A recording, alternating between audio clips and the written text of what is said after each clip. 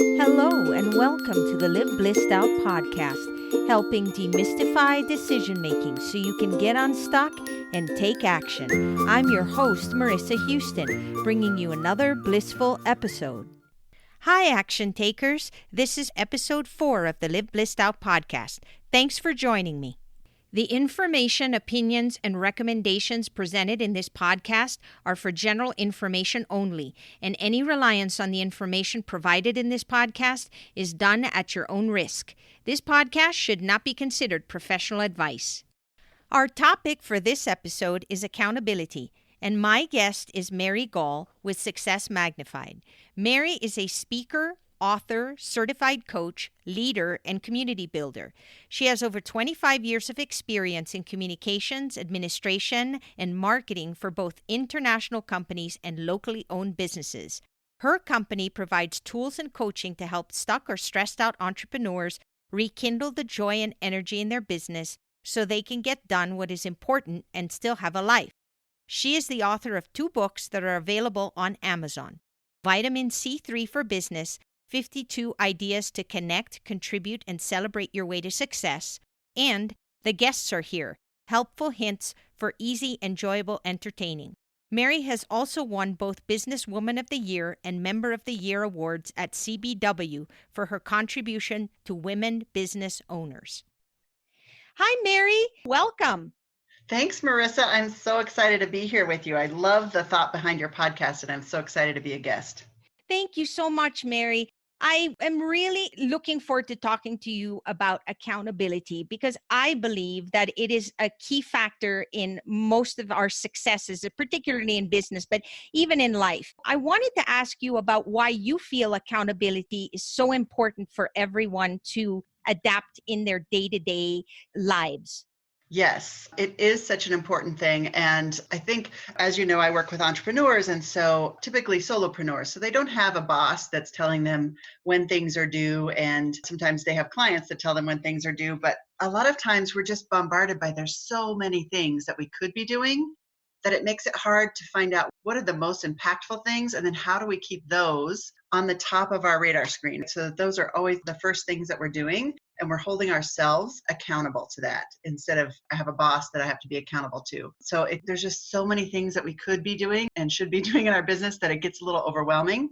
So accountability really helps you set the priority. Accountability is really just a promise to yourself. So I say I'm going to do something and I'm going to do it. When you break that promise to yourself, it also starts to erode your confidence that you can do these things that you're telling yourself you should be doing in your business. So it's really vitally important that you set these goals and you stay accountable to them. And every time that you actually meet one of those things and you meet that promise to yourself, you gain a little bit more confidence. We want entrepreneurs out there that are feeling strong and confident about what they're doing in their business, and they feel like they are achieving something rather than just going after this shotgun approach of everything that's out there that they could be doing, and then they're not focused on what's really going to make an impact in their business and in their clients' lives ultimately. And that's such a valuable point because a lot of people are wearing many hats, as you mentioned. Solopreneurs out there are doing so many things and they get distracted with one and then they drop the ball on something else. Why do you feel then that accountability seems to be overlooked? Because our podcast is about helping people turn intentions into action. And it is certainly an intention I hear quite often. People always say, I know I should have gotten to that. I should have taken care of that. And I've been dropping the ball. And it seems to be a prevalent challenge that a lot of people face. And so what do you think are the main reasons why that is? I think it's just sheer overwhelm of what it takes to run and launch and serve your clients in a business these days. There's just so many things with social media and email campaigns and marketing and networking, and then you're doing one-to-ones and you've got to deliver your client service. There's just so many pieces to running a business. And I think that it's very easy to say, okay, this week I'm going to really focus on LinkedIn for this month. And then they do it for the first 3 days and then they get distracted and they don't go in. And then it's 2 weeks have passed and they're like, oh, Well, I haven't done that yet. So if they have somebody to be accountable to, even if it's to themselves, oh, maybe I'm not as good of a business person as I said, because I can't even keep a promise to myself to go check LinkedIn every day. There's a quote by Peter Drucker that says, what gets measured gets managed. So if you have a tracking spreadsheet or you have even a simple tick mark on your calendar, like, yes, I went in every day and did this. I'll give you an example. I started with a client. We have this don't break the chain. We pick one thing each month that we're going to do, and we don't break the chain. So we're going to do something every day that makes us a better person. I started in August this little 7-minute exercise program in the morning, and it's an app on my phone, and you get up and it has 7 minutes of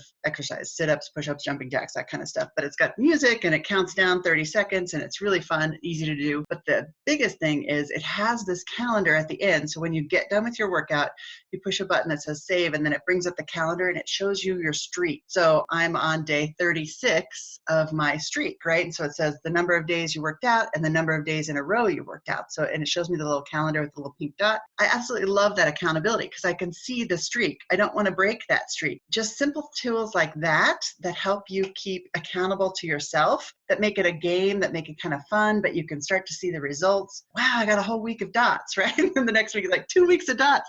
When I filled it the whole month, I was just like so elated. Oh my God, I did it every day, 31 days. And now I've continued it into September. So just those little challenges for yourself, they really, really do build up your confidence, and you just feel more at peace with yourself. And when you keep that promise to yourself, then you start to keep promises to other people. And that includes your clients, your family, your friends, all of those kind of things. So ultimately, we're saving the world by being accountable. What you're mentioning really sounds like a challenge. Yeah. It challenges us to do something and be aware of it too, because a lot of times we'll put a challenge out there, but then we forget. Oh, I think I did that a couple of days ago. How long ago has it been? And so by using the tools that you mentioned, just a simple tool that lets you know, hey, it's been 30 days straight that I've done this. Then you kind of feel, oh my goodness, I worked 30 days. I worked so hard on this. I can't stop now. I got to keep going. Right? Right. So, And it's not as hard as I thought. It's easy. It's something easy that I can do every day. Yes. When we are focused on one thing, let's say you decided that you want to start running and you start running every day and you're on a streak, you're doing it for 30 days, but then you got all these other plates in the air. All of them are out there still waiting for you to address, and you've been putting them off because you feel overwhelmed, like you can't do all 10 things at once. Is there a tip that you share with your clients to help them assess what areas they're going to focus on and when it's time to get help? Yes. So I have the 5 T's of accountability. Those are little tips that I created in working with my clients. And so the first one is target. And it's really being clear about the outcome that you're looking for and how you're going to measure that success. So in your business life, it's really getting clear on what do you want? Do you need more clients? Do you need more money? Do you need a team member to help you? Do you need to outsource some things? But ultimately, you're in business to make money. We get so distracted with, I got to be in this networking group and I got to go to that event. And now I got to do all these one-to-ones. And now I've got to do social media and my books and all that kind of stuff. There are so many things pulling us in so many directions. But really, ultimately, if you're in business to make money first, and then serve your clients, because we all want to serve our clients the best we can. But if you're not making money, then it's a hobby. So really, what's going to make money in your business? And taking a step back and looking at that, what activities am I doing that are going to increase revenue in my business? Which increasing revenue means that you're serving more clients. So some people get caught up on the revenue piece, but because they're like, I just want to serve my clients. Well, you can't serve your clients if you're not making money, because you'll be out of business pretty soon. So you have to make money first and then serve your clients. So what's going to bring in revenue for your business, and whatever that is, then how do you get in front of the people that are going to buy your services or your products? So if that's on social media, if that's where most of your sales come from, then that's where you need to focus your time and energy. You're not going to go to networking events if people buy the majority of your time online, because you're going to be spending a lot of time in your networking group and doing one-to-ones. You're probably better off going into social media and spending your time and effort in that arena where you're going to be building more online clients. And vice versa. If you really work with people in a local market and you get referrals from other people, then building your referral network and going to networking is the better option for you. So you really need to take a step back, do some strategy on what is bringing in money, where are the people coming from that are paying for your services or your products, and then figure out a plan to figure out how to get in front of more of those kind of people. Once you have that, then you can find the tools, which is the second T, to outline, do you have the tools in place to actually make that happen. So if you need to go online, do you have a good social media plan? Do you have somebody that can help you with your email newsletter, or do you have that set up? Do you have an email list that you're growing? If you're going networking, do you know which networking groups are the best that have your most ideal clients or referral partners? And do you have the resources available to achieve the goal that you want to achieve? So it might mean outsourcing. It might mean just being accountable to yourself. Like, I'm going to spend an hour a day on social media. Do you have the time built into your schedule to actually do that? Do you have the knowledge on how to do Facebook ads or whatever it is? So maybe you need to take a class if you don't have the tools that you need to reach those objectives in your target. And this might also be a time where you would think about whether or not that's even something you want to tackle. So for example, if you were going to do something on social media, you can ask yourself the question, should I hire a professional to do that for me? Or is this something I can tackle myself realistically? So that kind of ties into being clear about what outcomes you're trying to achieve and being aware and having more clarity. Yes, you've got your objectives and then you've got your tools. And if you don't really know social media, but you think that's where most of your clients are going to come from, then definitely you need to take the time to learn it if you're going to be the one that does it, or do I need to outsource it? So what are the resources available to you? And then how do you build those into your plan?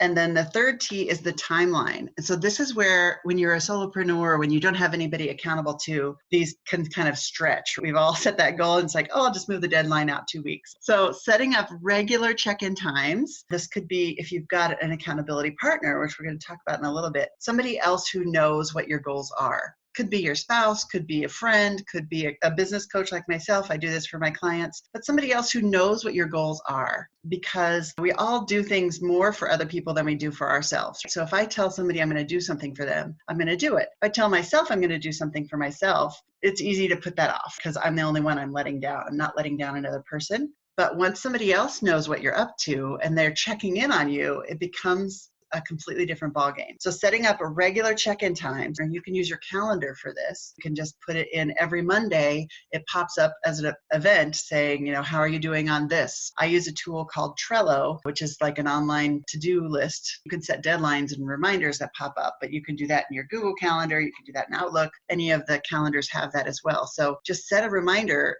once a week or every day or whatever it needs to be. For example, going back to the exercise app that I use, I have a reminder set up for 7 o'clock in the morning. So usually I'm up and I've already done it by then, but it does have a little reminder feature. So it pops up a little notice on my phone at 7 o'clock in the morning. If I haven't already gone in, it says, hey, it's time to work out. So it's just a quick little reminder, but it's like, oh yeah, I need to get that done. So then it's up to you whether you do it or not. And so that brings us to the next T, which is treats and tasks. So this is kind of the carrot and stick system. So sometimes people need some motivation to get things done. We're motivated to reach our own objectives, but things happen and you get distracted and it's a busy, crazy world that we live in. So finding out what motivates you, what's going to keep you motivated to achieve those goals. If your goal is to make a certain amount of money, like if you want to get to $100,000 in a year, or you want to make $5,000 a month or $2,000 a month or whatever it is, setting up what is that money going to mean to you? So the carrot and stick system, or treats and tasks as I call it, help you to stay motivated. The carrot is some reward that you're going to get. So if you say, my goal is to get to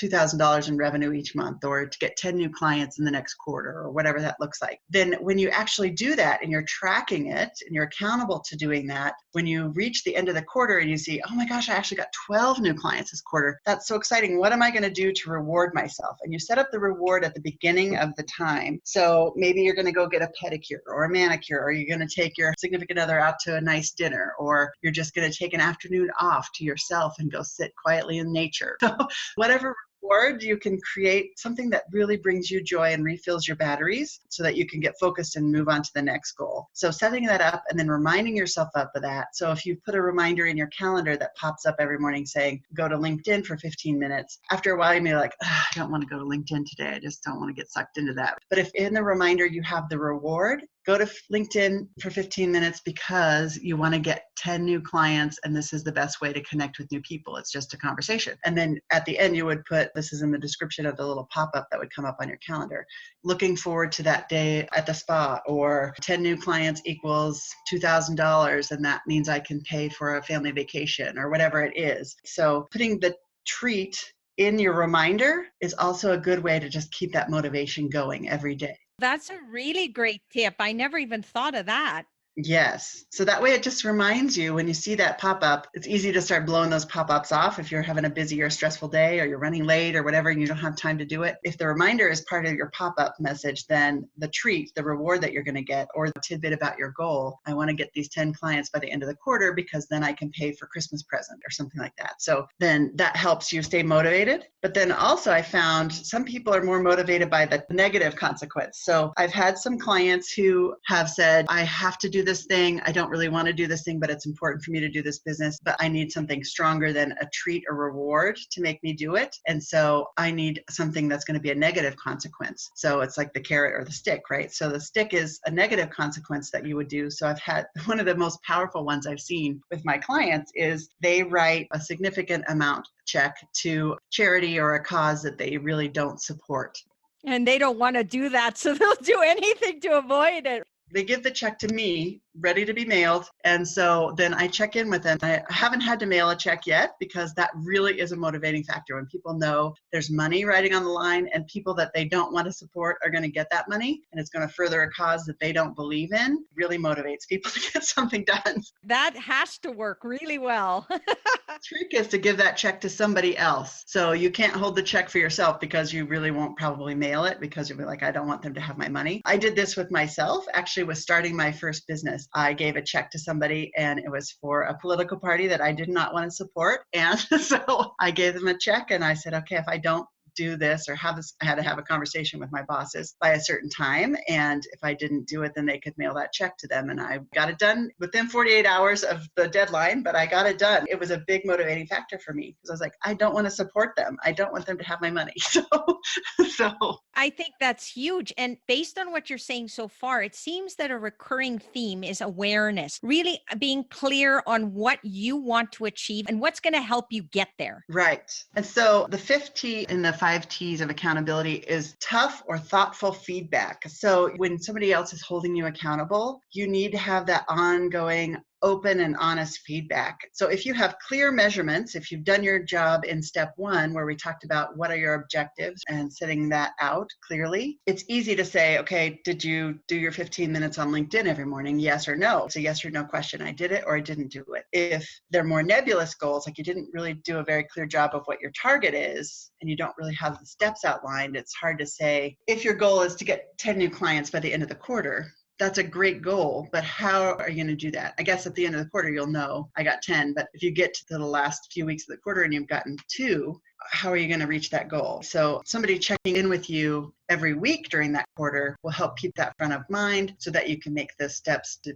make that happen rather than just checking in on it once a quarter. At the end of the quarter, did I do it or did I not? Well, that doesn't help you much if you didn't do it. You've lost a whole quarter of potential clients. So checking in regularly on those commitments, and then whoever you're checking in with, they have to be willing to call you when you're not hitting your goals. So if your goal is to have 10 new clients by the month and they check in with you every week and you're getting excuses, and it turns out the first month you haven't signed up any clients, they need to be willing to call you on and say, why are you not doing this? Why are you not closing any clients? What's going on? Are you doing the right things? Do we need to look at something else? And so that's where a business coach like myself can come in and really offer you some other suggestions, but I'm going to hold people accountable. So if you just say, oh, okay, well, next week we'll do better. And then the same excuse next week. Oh, well, next week we'll do better. And then that's how things slide. And then you get to the end of the quarter and you've only got 2 clients instead of 10 because nobody really held you accountable to say, this is not working. Let's look at something else. Or you keep making the same excuse every week. You know, maybe you didn't have time to get there or do that social media or whatever it was. So why did you not get that done? It's not just putting a Band-Aid on the problem, but really trying to find the root cause of it, because there could be a deeper issue that you have to address in order for that not to happen ongoing. Correct.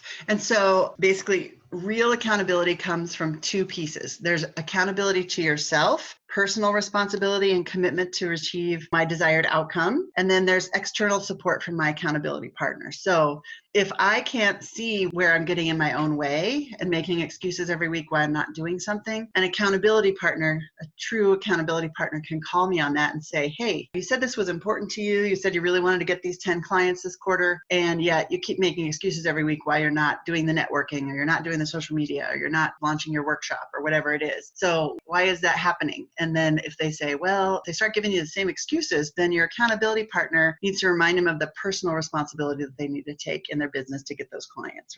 Yes, and there seems to be also a distinction between putting things off all the time, like just coming up with excuses for the same thing, versus sliding a little bit. You may push back on something, but it was an off thing, and then you're able to pick up where you left off. It's very important to make that distinction, because a lot of times we can be hard on ourselves when we don't achieve something right away. And then we're so discouraged that we end up not wanting to do it at all. Be a little forgiving of ourselves when it's something that was an off thing versus a situation where there's something more deeply rooted that we need to address that's causing us not to do it at all. Yeah. Do you really have a fear of success? Are you not sure you can deliver for these 10 clients? Is it a confidence issue? There's all kinds of issues that can come up when somebody else is holding you accountable and not letting you slide. Because if I'm just accountable to myself, it's easy to take those excuses and let them settle. And then my deadline keeps going out. And then 2 quarters have gone by and I have only gotten 5 clients. That's where accountability with another person really does help. But that person has to be strong enough to say, hey, it's been a month and you haven't signed up any clients. Is there something going on that we need to look at? Are you having the sales conversations you need to have? Are you even talking to the right people? Or what else is going on? Do you not have the confidence to make the pitch? You're meeting with people, but you're not actually closing the deal. So there's all kinds of ways that accountability partner can just be that second set of eyes around your goals and help keep you on track. And another way that I've seen my clients and how they use my weekly accountability check-ins is they set these big goals for themselves, but then there's always something new that comes along. The universe is going to throw great opportunities in your way to see how really focused on your ultimate goal you can be. So for example, I have a client and he said in January, he wanted to have his book written by October 1st. He was 80% done with the book in January. He's been working on it throughout the year. We've been checking in. So we're in September. So I did a check-in about the book. How are we doing? Because he's working on multiple projects. But I said, let's check in on the book. Where's that at? It was at the editor. Have you heard back? And he's like, oh, we're going to push the deadline to next year. And I was like, wait, what? You said this was really important to you. You really wanted to get this done. It's vitally important for you to get this message out there. And then you're going to build a whole online platform around it next year. So if the book's not done till next year, then when does your platform get launched? And how soon can you start helping people with it? And so we had that conversation about why it was important with him to get that done. And I said, your original deadline was you wanted to publish by October 1st. And so he was like, oh, yeah, that was really important. I do really want to make that happen. So having somebody remind him of why that was important, and he's got other things happening with his business that are kind of pushing the book. It's a personal project, so it, can slide. He's only responsible to himself. He doesn't really have a deadline other than I know what his deadline is. But he's like, thank you for bringing that back on track. And here's how his goal is to have it finished by October 1st and then do the cover and all that stuff. So it'll be ready by the end of the year. So it's a few months later than he originally expected. But because he had me to remind him of why that was important for him, then it's easy to bring that back to the foreground and not let it slide. So he's been working on this book for 2 years. And that's what he said. I always get to a certain point and then I kind of let it slide. It's like, oh, business is getting busy. I got to work over here and I don't have as much time for the book. But then when you remind him about why he wanted to do it in the first place and the importance of that and what he's going to build around that book, then that brought it back to the foreground and he's excited about it again. So sometimes we get these projects and we kind of can let them slide on our own because we lose enthusiasm or get busy doing something else. But that's where true accountability can help you bring that back to the forefront, and knowing the impact that that's going to make for him and his family and his clients and the people that read this book and go through his course. And so that's what he wants to do, is make the impact. So I had to remind him of that so that he could bring that back and put a plan to make it happen this year so he could reach that ultimate goal of getting his book done this year. One day we think this is the most important thing in the world, and the next day we're off to something else, and then we forget how important that piece was to us to begin with. And so it's really important to have an accountability partner that reminds you, hey, you were talking about how this was such a huge thing for you just yesterday or a month ago, and now all of a sudden you're moving on to something else. Do you really want to do this? Let's talk about what the importance is in your life and how it's going to impact you, and then kind of bringing them back in there. And then it could happen that it actually did change. And in that case, they can decide whether or not they want to continue to pursue it or move on to something else.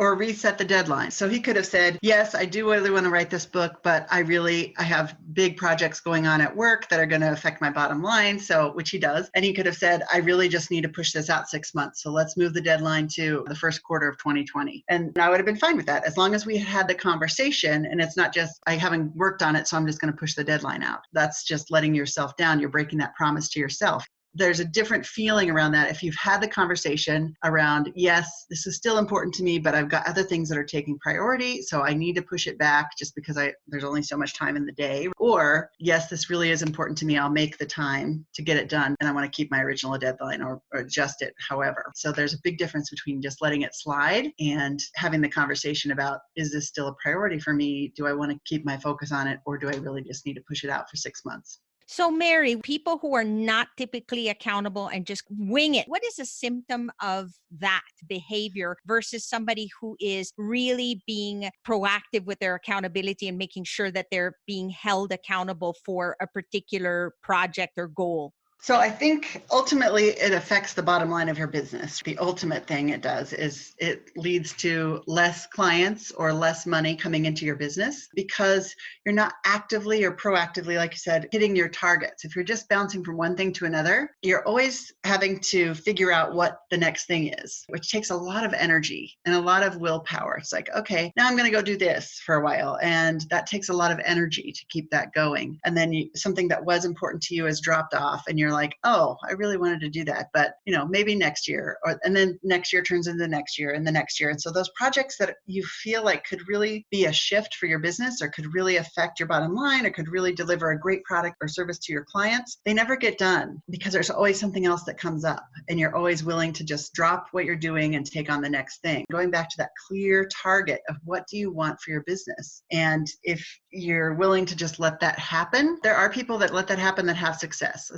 I'm not going to say it can't happen that way, but it takes much more energy when you're just kind of drifting around. If you think of your swimming or something, like you're in the ocean and you're just paddling around, you're not going to get anywhere. You might go in circles, you might be swimming around for a long time, but if you're swimming in a direction versus just kind of treading water and taking what happens to you, you're taking each wave as it comes. But if you're swimming in a certain direction, then you're going to get there versus just floating around and seeing what comes, taking each wave as it comes at you. So ultimately, it'll affect your bottom line, it'll affect your energy in your business, and it affects your self-confidence. When you're setting those goals for yourself and you meet those goals, it builds self-confidence. And that's what it takes to be an entrepreneur. If you are constantly breaking promises to yourself, then that shows up in your business. You start to have that self-confidence that I'm not going to keep my promises to myself, and then maybe I stop keeping promises to my clients and I'm missing deadlines with my clients. And it can really have devastating effects on your business and your personal mental health as well.